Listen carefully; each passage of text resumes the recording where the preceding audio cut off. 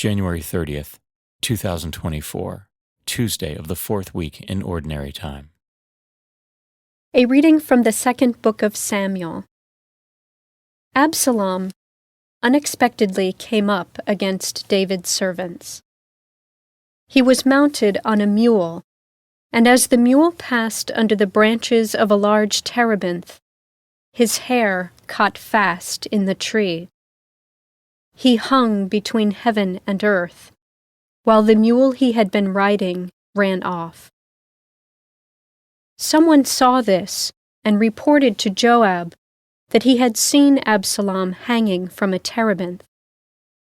And taking 3 pikes in hand, he thrust for the heart of Absalom, still hanging from the tree alive. Now David was sitting between the 2 gates, and a lookout went up to the roof of the gate above the city wall, where he looked about and saw a man running all alone. The lookout shouted to inform the king, who said, "If he is alone, he has good news to report."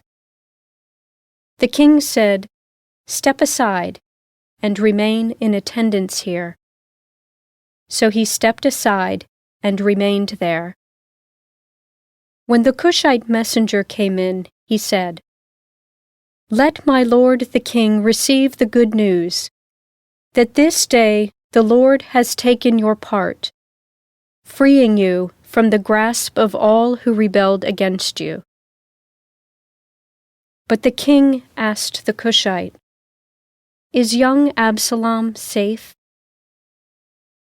The Cushite replied, "May the enemies of my lord the king and all who rebel against you with evil intent be as that young man."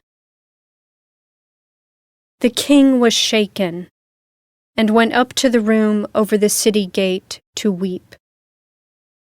He said as he wept, "My son Absalom, my son Absalom, if only I had died instead of you, Absalom, my son, my son." Joab was told that the king was weeping and mourning for Absalom, and that day's victory was turned into mourning for the whole army when they heard that the king was grieving for his son. The word of the Lord. Thanks be to God. The responsorial psalm. The response is, "Listen, Lord, and answer me." Incline your ear, O Lord, answer me, for I am afflicted and poor. Keep my life, for I am devoted to you. Save your servant who trusts in you. You are my God. Listen, Lord, and answer me. Have mercy on me, O Lord, for to you I call all the day. Gladden the soul of your servant, for to you, O Lord, I lift up my soul. Listen, Lord, and answer me. For you, O Lord, are good and forgiving, abounding in kindness to all who call upon you. Hearken, O Lord, to my prayer, and attend to the sound of my pleading. Listen, Lord, and answer me. A reading from the Holy Gospel according to Mark.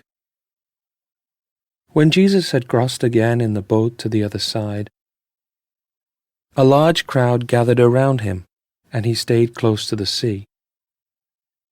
One of the synagogue officials named Jairus came forward. Seeing him, he fell at his feet and pleaded earnestly with him, saying, "My daughter is at the point of death. Please come lay your hands on her, that she may get well and live."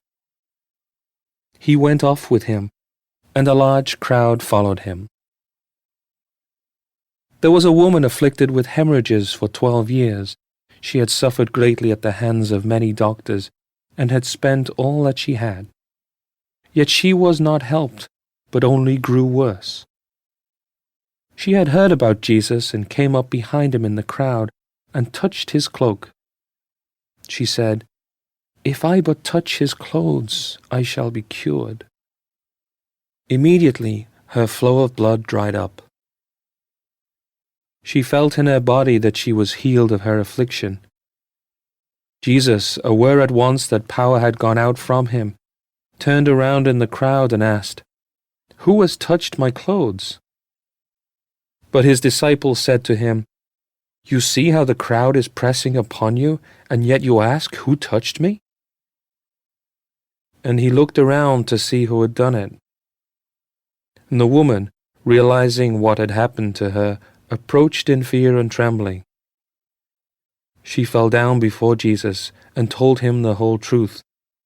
He said to her, "Daughter, your faith has saved you. Go in peace and be cured of your affliction." While he was still speaking, people from the synagogue official's house arrived and said, "Your daughter has died. Why trouble the teacher any longer?" Disregarding the message that was reported, Jesus said to the synagogue official, "Do not be afraid, just have faith." He did not allow anyone to accompany him inside except Peter, James, and John, the brother of James. When they arrived at the house of the synagogue official, he caught sight of a commotion, people weeping and wailing loudly. So he went in and said to them, "Why this commotion and weeping? The child is not dead, but asleep." And they ridiculed him. Then he put them all out. He took along the child's father and mother and those who were with him, and entered the room where the child was. He took the child by the hand and said to her, "Talitha cum," which means, "Little girl, I say to you, arise." The girl, a child of 12, arose immediately and walked around. At that they were utterly astounded. He gave strict orders that no one should know this, and said that she should be given something to eat. The Gospel of the Lord. Praise to you, O Lord, Jesus Christ.